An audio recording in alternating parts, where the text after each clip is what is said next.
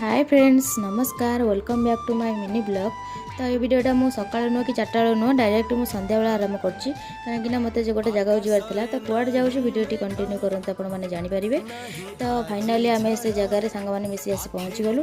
तो एत दिन पर आम स्कूल सांग मैंने गेट टुगेदर होगा जाऊँ। तो ये आम फास्ट पहुँची गलु स्टेज उपरकू। तो स्टेज जाकि गिफ्ट देलु। तो गिफ्ट दे सारा पर किसी फोटो वगैरह किसी उठे देलु। तो ये अलरेडी आम सांग मैंने पलि आसते आम टे लेट होता आसवाई।